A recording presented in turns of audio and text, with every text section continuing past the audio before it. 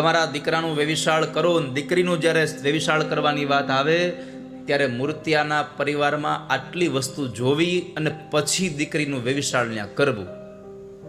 આડાવળું ન જોવું, જે ક્રમમાં બતાવું છું એ ક્રમમાં જોવું.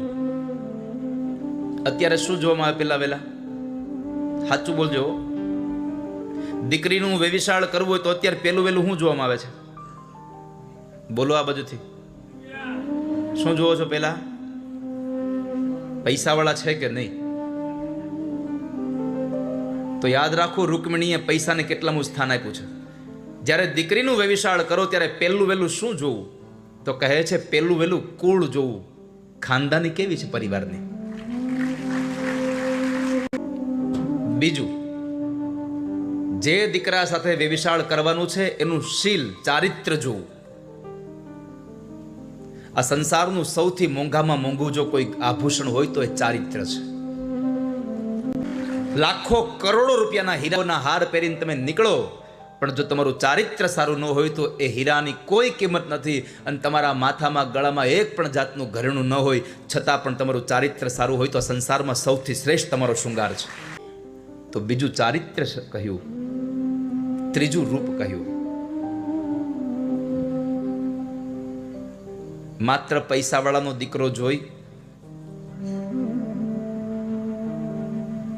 અને પરી જેવી દીકરી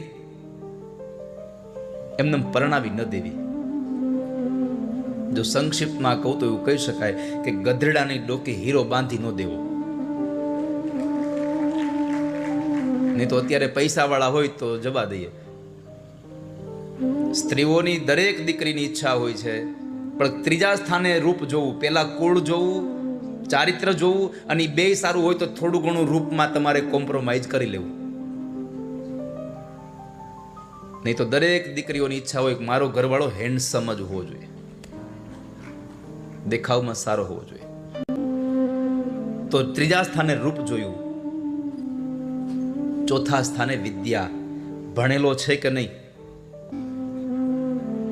દીકરી ભણેલી હોય અને પૈસાવાળાનો દીકરો ભણ્યો ન હોય, સીધો જ ધંધામાં લાગી ગયો હોય, અને પછી ભણેલી દીકરી એની હારે પરણાવો એટલે એ બેમાં ક્યારેય મેચ્યોરિટી થાય.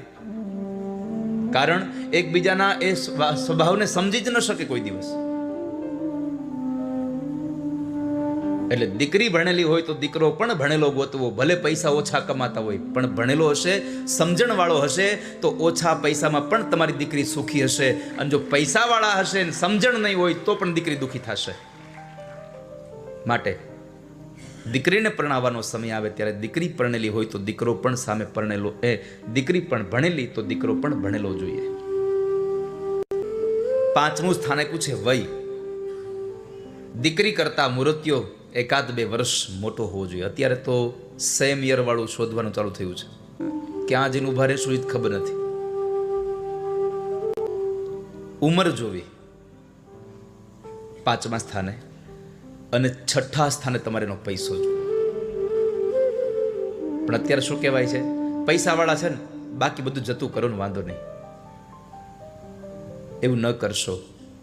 ખાનદાની જોજો, ચારિત્ર જોજો, રૂપ જોજો, અભ્યાસ જોજો, એની ઉંમર જોજો, અને પછી એને પૈસાને જોજો.